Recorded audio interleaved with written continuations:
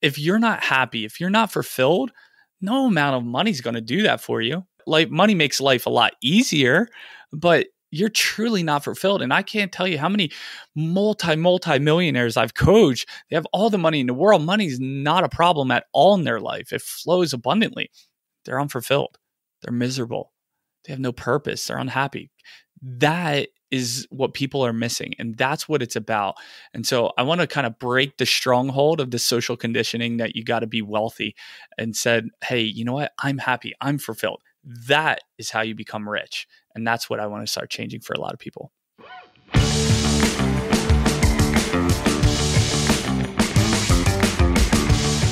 You are listening to Personal Development Mastery Podcast, providing those with the desire to grow with the simple, consistent actions needed to master personal development and create the life they yearn for. I'm your host, 𝗁𝗁𝗄𝗄. A few years ago, I found myself unfulfilled and unmotivated, like I had lost my sense of purpose and my life was merely passing by. Since then, I've been on a continuous journey of personal development that has transformed every aspect of my life. Now, my mission is to inspire you to grow, stand out, and take action towards a purposeful and fulfilling life. In this podcast, I invite myself inside the minds of remarkable entrepreneurs, authors, thought leaders, spiritual teachers, people who share their journey, milestones, and learnings for you to be inspired to grow. In each episode, you will find practical action points that you can implement right now. So make sure you follow the podcast to get them as soon as they are released. Today's episode is about becoming aware of our thoughts, peak performance, and how to master life by design. Let's dive right in. In today's show, I'm delighted to be joined by Moffett. Joe, you have been a mindset coach for high performance for the last decade. You have a master's degree in performance psychology. You have worked with Tony Robbins for many years, and you have done over 22,000 peak performance calls. You are the CEO of Master Life by Design, and your mission is to help others put an end to their suffering and master their life by design. Joe, welcome to the show. It's such a pleasure to speak with you today. Thank you for having me. Excited to be here with you guys. So am I. And we have lots to talk about mastering life by design, as you say. Before we go there, let's start with a little bit of your journey, some background. So take us back before all this, before the high performance coaching and so on. What was the turning point? Yeah, I remember getting out of high school, graduating. 9 days later, I left for the military, and I spent 5 years in the military. And on that journey, there was a lot of moments where I suffered. I wish I had the tools that I had now to be able to help myself in those moments. It would have eliminated a lot of pain in my life. And once I got out of the military, I found myself $30,000 to $40,000 in credit card debt for the third time. So I like to think I'm an overachiever. I don't do things once or twice. I got to do it 3 times, right? And I was living in Southern California, which isn't the cheapest place in the world to live. I was living with 6 roommates, and I barely had, money coming in.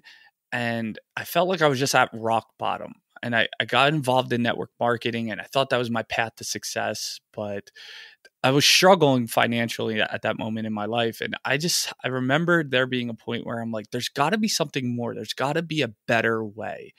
And once I started digging into network marketing, I started learning about books like Think and Grow Rich and The Magic of Thinking Big. And that's where this hunger, this thirst for knowledge started to consume me. And I think it was at that moment that I realized I found what I was looking for, but I knew I was at the beginning or the starting line of a long journey. That's great. There is a question that comes to mind because you mentioned going to the Marines for a few years. I think you said 5 years, if I understood correctly. So over there, I can only imagine, I haven't gone any training of that kind, but I can imagine the kind of discipline that you acquired, those lessons that you learn in life to be able to handle tough situations, not only external situations, but mainly the internal battles. Yeah. So that discipline, what I understand from your answer is that even though you got all that, still that was not enough to take you to the level of life that you wanted. So what was missing there that you found later on? You mentioned already knowledge. Was knowledge the missing link in that? Knowledge was a component, but the biggest one was mentorship.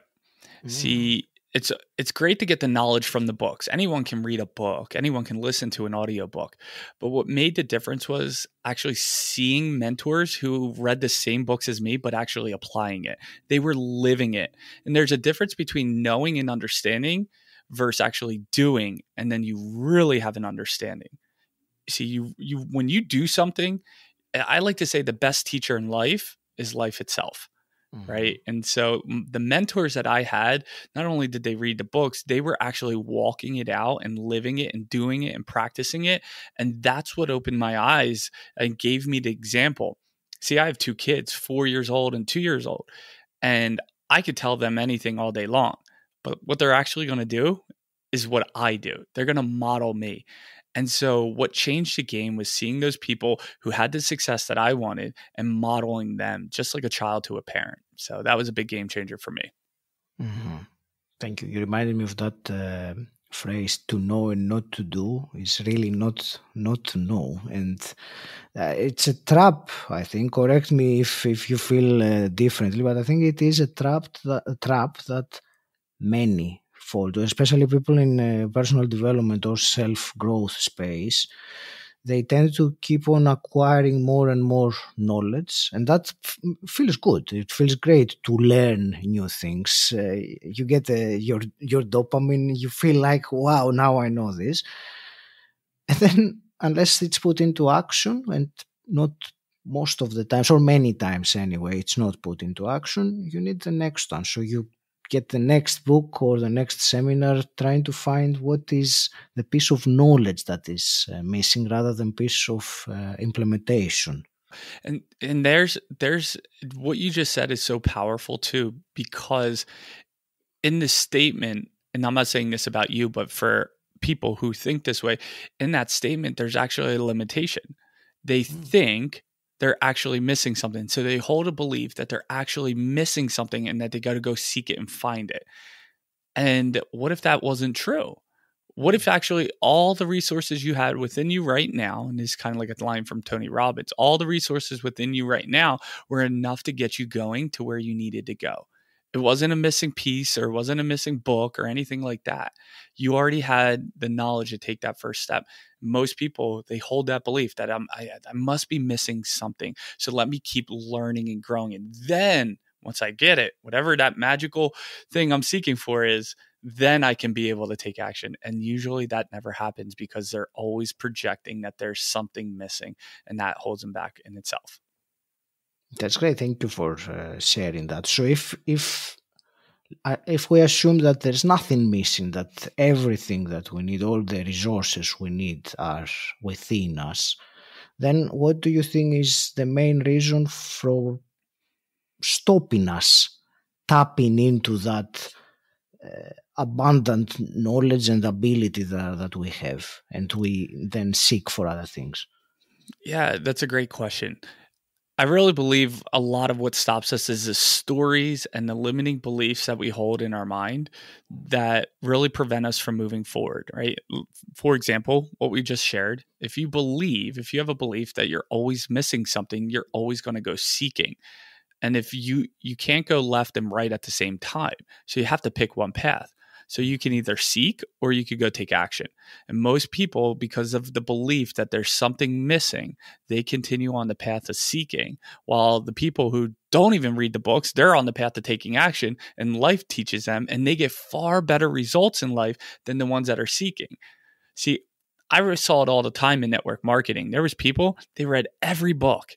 They went to every event. They could quote what page, a golden nugget was on. And then I had someone else that they never read any books, but they were making 3 times more money than the other person. Mm-hmm. It's like, because action can trump knowledge most of the time. But there is a time and a place to seek, right? Like, you got to have both. That's why there's a yin and the yang. But I really believe it's the limiting beliefs that we hold, the stories that we tell ourselves. And the biggest problem is most people never question their own thoughts. They just accept their thoughts to be true. And that's one of the biggest things I help my clients with, and even check in on myself personally. Like, is this thought true? Is it really true? And when you slow down enough to actually check your thoughts, you would be shocked at what you would naturally believe, but then you start to question it. When you start to question it, you realize that's not really true. And that can be a big game changer for a lot of people. Most certainly. And I think if I can add to that, I think the challenge here is to become aware and step back from the thought for a moment enough to question it. Because when you are riding the train of it with the thought or the series of thoughts, which involves emotions as well, and so it can be a very intense ride sometimes.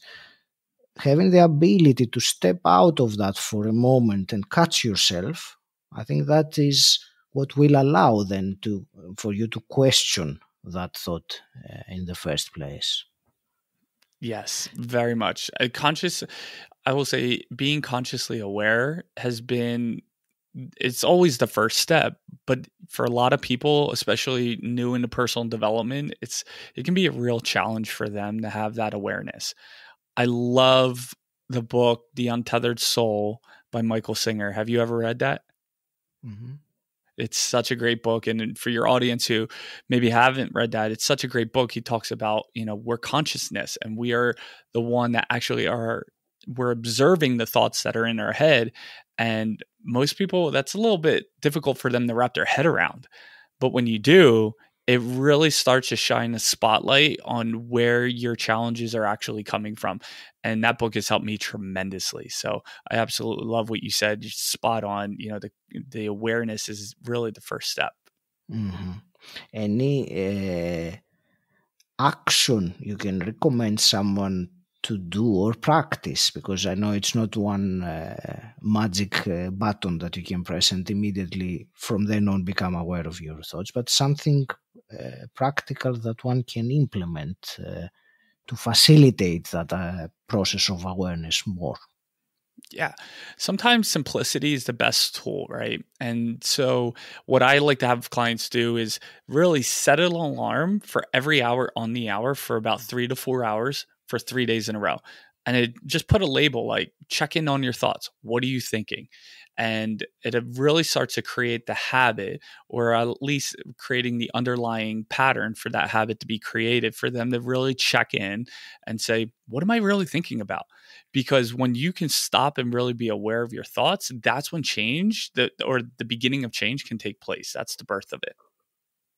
That's brilliant. Thank you. I will also second that as a practice. I've been doing it myself, not every hour, but now that you say that, sometimes I'm tempted to. It's just sometimes it can be distracting, but twice a day, and sometimes I find I'm surprised at the state that I find myself at that moment, doing stuff and my mind being 1,000 miles away, probably with the present or where I am. And that alarm clock, sometimes it kind of wakes me up in a metaphorical way. I'm awake, but brings me back to here, to where I am at that time. So it's a great practice to do. Thank you for the reminder. Joe, there was something else I wanted to ask you. I was reading your story, and there was something you said there, that when you started working on yourself, your own personal development journey, you spent, apart from the time and the money, which obviously it's part of it, but what caught my attention was a phrase that you used, that you sacrificed who you were for who you were becoming.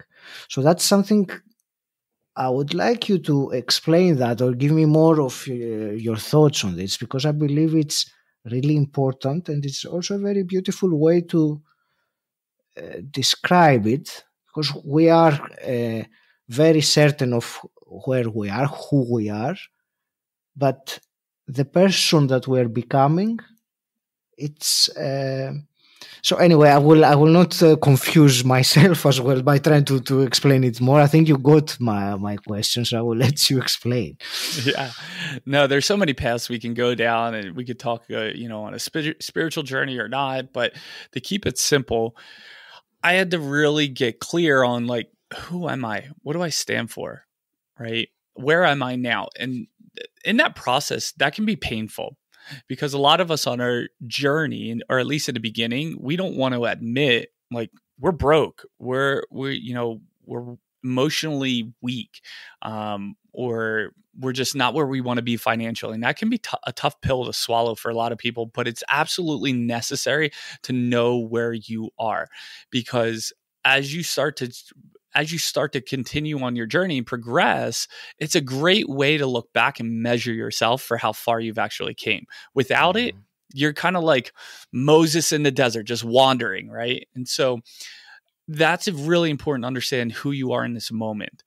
But what I actually did was I took time to really get clear on, there's usually people make up different categories, but 7 categories of life, right? Like financial, emotional, family, things like that, physical body. And I started to say, who do I want to become? And I started to get clear on that. I started writing everything down in each category, who I wanted to be, what I wanted that to look like. And then I got really clear on the person that I was becoming. What were their values? Because your beliefs drive you. They're the vehicle that help guide you. But your values too are what help you make a decision, right? So, for example, my wife and I, we have our family values and personal values, and health is one of our top values. So whenever we have a situation where, say, she wants to order supplements, and she's like, hey, babe, I want to get these supplements for us. It's $700. I don't even question the money, not because I have it, but because it's my number one value. And I say, buy it, because that's what we value most in our life. And so as I started my journey by identifying who I was becoming, the values that I was going to live by, that was the beliefs and the values were kind of like the guiding posts for who I was becoming. And that's, as I walked my path, those two were the guiding paths. So if I was stepping out of integrity, or in situations where I would do something out of integrity, but since integrity was part of my value, I started to make different decisions and yielding different results. And those two things were one of the best things that I've ever done, or the best decisions I've ever done. And I'm still on that journey. And to be honest, if you're listening, you're probably going to screw up. You're probably going to fail. You're probably going to mess up. And that's part of the process. And that's the only way it's supposed to happen, because that's the way you learn. And then you got to get yourself back on the path there. So that was kind of my journey on that. And it was extremely helpful. But I had to take the time to slow down, write all this out, get clear, and the rest is history. Mm-hmm. Let me ask you a bit more about this, and specifically the term sacrifice. That is, sacrifice who you were for who you were becoming. Can you give me an example of something that you personally sacrificed from your old self in order to become the new? Oh, yeah. I mean, first and foremost, I love music, right? I think it's the energy that stirs the heart. And I stopped listening to music and started listening to podcasts like yours, right? I started listening to people who had what I wanted to have in life. And I had to make that sacrifice. So there was a long time, like, I didn't listen to music. The other thing was, as I shared earlier, I was $30,000, $40,000 in credit card debt. I was broke. I was single, in and out of relationships, running patterns. And I realized, like, one day I want to get married. I want to have kids. Like, I got to grow up and stop being Peter Pan, right? And and part of that is having your financial situation right. And so I literally, for about 2 years, I had to say no to going out on Friday, Saturday nights as a single guy in downtown San Diego, California. I had to say no. When my friends would go snowboarding, it was no. When they went out to dinner, I had to say no. Why? Because I valued having a high economic, as I'm a high economic, but I valued having my finances together and having money in the bank versus being broke. And so for 2 years, I sacrificed. I said no to a lot of things, and all the money I would have spent actually went towards paying off that debt. And eventually I got out of debt and started putting some money in the bank. And when I met my wife, I felt confident in who I was becoming and who I was at that point in that stage. And I think that kind of helped me land her. So I'm blessed that way. I want to take a short break from this episode and quickly let you know about something I'm really excited about. For me, having a podcast made a tremendous difference in my life's journey, and I know the kind of impact it can have on one's personal development. And that is why I'm so passionate about helping coaches who are ready to amplify their message and reach a global audience by creating, launching, and growing a top quality podcast, even if they aren't tech savvy and are limited on time. Maybe you have thought about having your own podcast, but you don't want to go through the time-consuming learning process of how to create, launch it, how to record, edit, host, and so on. If you said yes, I have a solution for you, something that takes away all the complexity and allows you only to concentrate on creating quality content. Go to my website, 𝗁𝗁𝗂𝘁𝗄𝘆𝗀 to find out more and to get your free copy of my guide about creating and launching your podcast. Alright, let's jump back to the episode. Thank you. That's a great example or examples and quite relatable. So thank you for sharing that. There's also one other thing that I read that during your journey of development, you have developed some tools and habits which, of course, it's a big topic on its own, and I'm not going to go in detail there, but I would like to have a quick comment out of these habits, the rituals, as you say, that you have developed in your journey. Is there one or two that you consider to be very important or non-negotiable that you do? That's a great question. And as you say that, there's a ton of things that flood my mind. And so I will say two things. One, I believe that life and death is in the power of the tongue, right? And what I mean by that is our words have power. There was actually a study done in an high school where they took two plants, put them in the same exact environment in the hallways. They all had the same light, same water every day. But what they did was they labeled one bad and they labeled the other one good. And every time the kids would walk by, they would say mean, bad things to this plant that was bad. And they would say happy, blessed, positive things to the one that was happy. And at the end of 2 weeks, the bad plant was withering away. And the happy plant, or the good plant, was thriving. And so the words that we carry, and there was actually a study done based on, I think there was this Japanese maybe scientist, he studied water, right? If you write on your water, the molecules change. So words are power. So I love speaking life over my life, over myself, right? And so I believe every morning to start out the day, I'm always speaking life. And I have things written down, things that I say to myself and over myself, and even over my family, my entire lineage to come. So speaking life and filling your own cup first, especially first thing in the morning, I think is absolutely powerful. You could do it while you're driving in the car to way to work. After you get done listening to a podcast like this, you could do it in the shower, right? Cooking breakfast. It's so easy to do. I highly recommend speaking life over yourself, because sometimes in the beginning of your journey or when you're feeling stuck, no one's going to do that for you. You got to do it for yourself, unfortunately. So that's the first thing. The second thing is I have what's called a set your mind right document, where I write on there anything that I want to integrate in my mindset, my life, anything I want to speak over myself. I literally put that down on my set my mind right document. And when I'm brushing my teeth or when I sit down before I take some calls with clients, I read that every morning because I want to make sure my thoughts are actually directed in the direction I want them to go and not by chance, not by randomness. Because if we live without something like that, it's easy for the world to dictate where our thoughts go. And we actually start to live in reaction to what life brings us instead of living at cause. But when you live at cause, life is much more exciting, but at the same time, it's much more predictable than when you're living in reaction. So those two things for me, I feel like are absolute must. Thank you. I love the phrase you said, the speaking life over my life. It's I haven't heard this kind of expression before. Is that do you do that in a form of some positive affirmations of some kind? Yeah, affirmations, incantations. Tony Robbins talks about the power of incantations, using your body, creating that energy. I believe there's truth to that.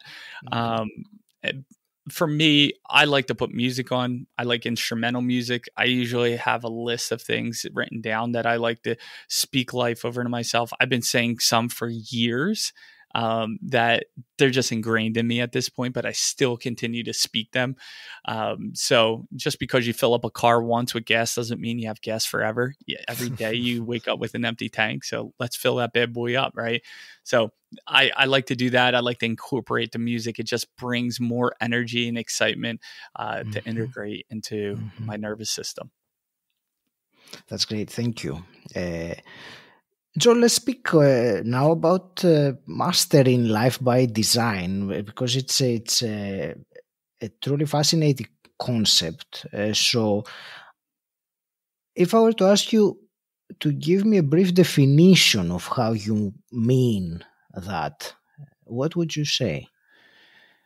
Master Life by Design is really about consciously creating the life that you want, life on your terms, not by what people say you should do, your friends, your family, society, because we get so caught up in this social conditioning of life, of what we think, right? Nowadays, if you don't have a very expensive car and a penthouse suite at the top and you're flying privately in jets, like you're no one. And that's just not true, because not everyone has that desire.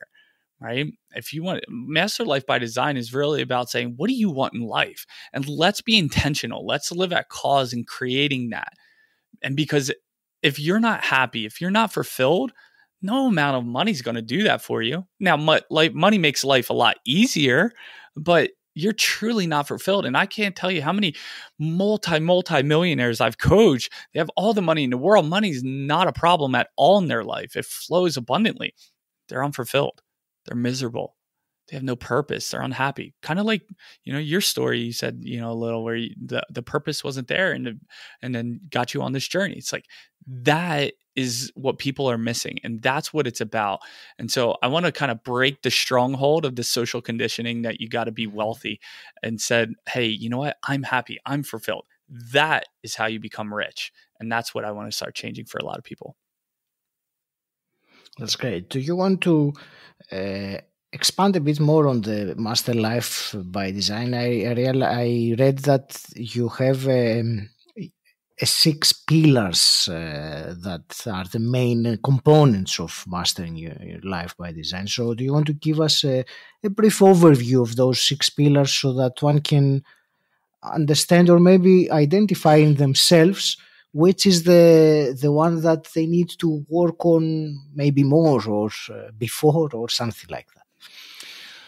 Great question. So I'll share the 6. I don't think one's better than the other. I think it's a holistic approach. We kind of need them all. It's like if you work out all the time and you got a great workout routine, but you eat junk food all the time, your body's not going to transform the way you want. It will transform, just not the way you want, right? But the first pillar is health, right? Health is, we all heard it, health is your wealth, right? But really, truly, without health, you're useless, right? You can't be a good husband. You can't be a good father. You can't be a good CEO, a good son, daughter, whatever it might be. So you really got to establish a healthy routine in your life for yourself. So you have the energy to go create this great change in the world.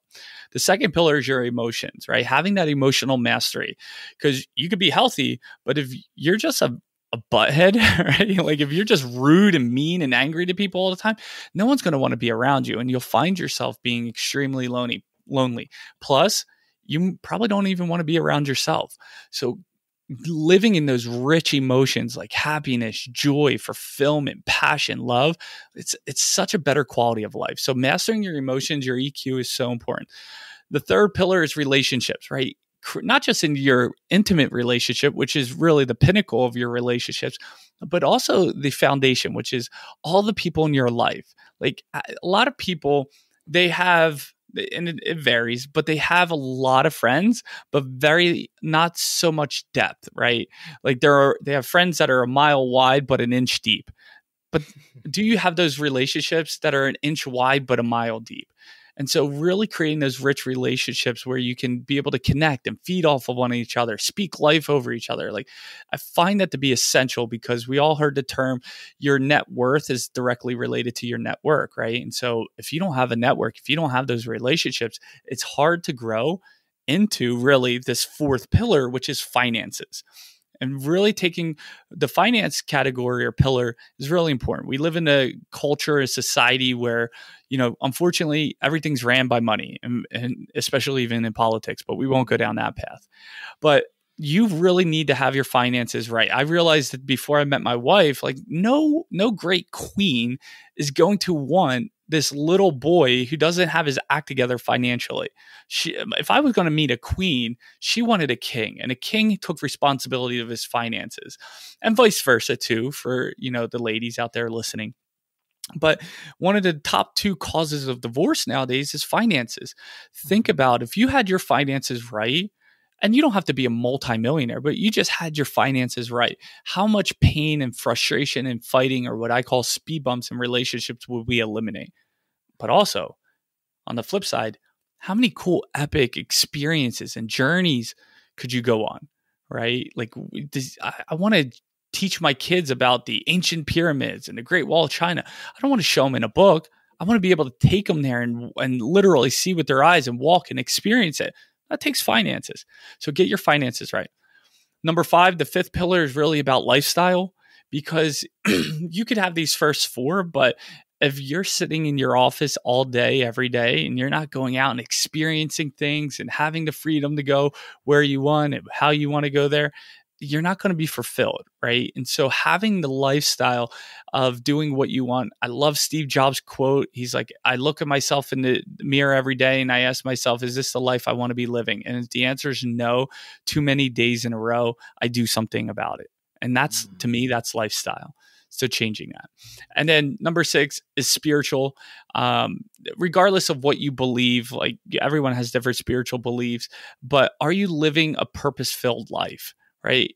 Because I believe that's essential for creating this fulfilled, rich life that you want. And so spiritual is a big component now of, depending on your spiritual beliefs, are you diving into that? Are you living it? Are you practicing that?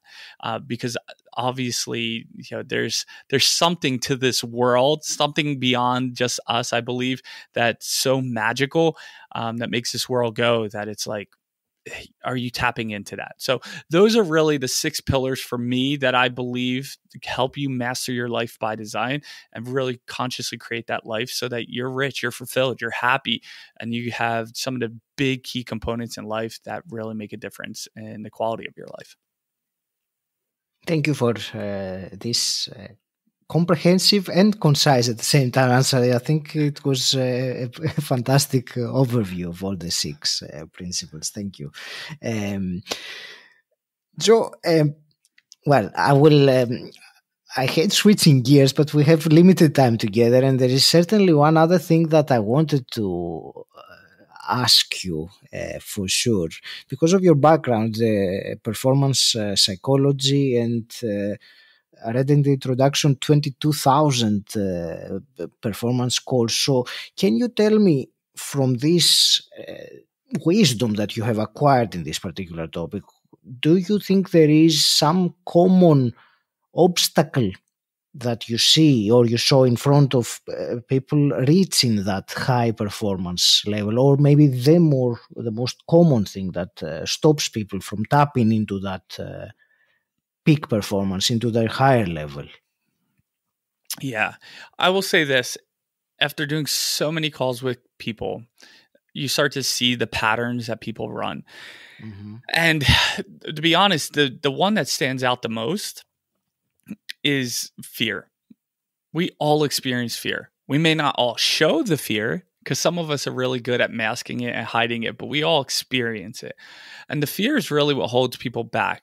And in those moments, I think what happens truly is they get so conditioned or associated. They get so involved and wrapped up in the fear that it prevents them from making a decision or taking the action because they're so afraid of what could go wrong. And they very rarely look at what could go right. And one of the things I love to do for myself personally and with clients is start looking at shifting their focus to what could go right. Doesn't mean that we stick our head in the sand like an ostrich and just say there's no fear, there's no fear. It's here's what's going to go right and how do I mitigate the downside, right? And kind of setting those boundaries. So fear is the biggest thing that I see that stops people from going to that next level. And if there was a 1A, I would say it's lack of action, as we talked about earlier, right? It's like you can learn all this stuff, but if you don't do this stuff, then it's all worthless. It's all pointless. So fear is number one. Taking action on it is 1A. I like 1A, not 2. It's 1A. Sorry, I gave you 2. That's great. No, I like it the way you said it. So based on what we've discussed today, if you were to give to the listener right now something actionable, some action point, something they can implement right now or tomorrow morning to, to make a step to improve, what would you say? I want to be careful because there's some things, like we said, speaking life over yourself, that's great. I don't want to get people caught up in, I guess I'll say the 1A of like listening. I would definitely say journaling. Journaling's been really powerful for me lately. Is journaling my thoughts, questioning my thoughts on that. But that's more of an interior game. And so that's not really going to help you take a step forward. So from an exterior perspective, what I would say is sit down in the beginning of the day and say, okay, what's one revenue producing activity that I need to complete before bed? Just keep it simple. Gary Keller wrote a book called The One Thing. I think it was Gary Keller, but The One Thing. And I do that with my clients. Hey, at the end of every call, I say, what's the one thing that's going to move the needle forward for you before our next call? What's the one thing for you today that would move the needle forward for you? That 80-20 rule where you pick the one action, the 20% action that will yield you 80% of the result. And when you can string a couple days of that, a week, a month, a year of that, your life will go in a radically different direction than the path that you were on before. So keep it simple. One thing, one revenue producing activity, something that's really going to move it. I like to say, what's going to move it? A lot of people touch a lot of things throughout the day, but they don't always pick something up and move it. So what's that one thing? That's my answer. That's fantastic. Thank you. Joe, where will you direct the listeners who enjoy this conversation and want to connect with you and find out more about what you do? Yeah, you can follow me on all social platforms, Master Life by Design or the Joe Moffett. We have our YouTube channel too, where that's Master Life by Design. That's a really good spot. Or you could just go to our website, www.masterlifebydesign.com. So you can reach out to me at any of those platforms and I can respond. Thank you. I also have some quick fire questions to wrap up this conversation. And the first one I always ask is, what does personal development mean to you? That's a really good question. what comes to mind, and I'm just going to listen to my heart, my intuition here. It's about expansion. It's about growth. This continuous process of expansion, and you see it in nature all the time. Nature is either growing or it's dying, and there's no middle ground in nature. And I like to use nature as a great way to give metaphors in life, but I think expansion, personal development is about expansion and growth to me. Thank you. And hypothetically, if you could go back in time and meet your 18-year-old self, what's one piece of advice you would give him? Oh, man. Invest in real estate earlier. No, honestly, we always hear this question, right? If you could go back in time with the knowledge or whatnot, but I would say at 18, I wish I knew about personal development. And so for all the parents out there listening, my invitation to you is introduce it to your children as early as possible. So it's just a way of life. They don't know anything different. And that will drastically transform their life, because you could save up for college and send them to college, but 18 years of personal development under your belt, it's like, what could be better? They're way more prepared for life. So, yeah. Thank you.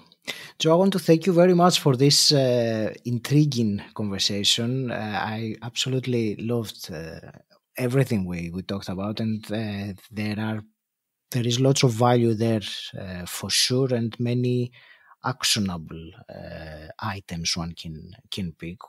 So thank you very much. I want to wish you all the very best with your mission, helping others master their life by design. It is awesome.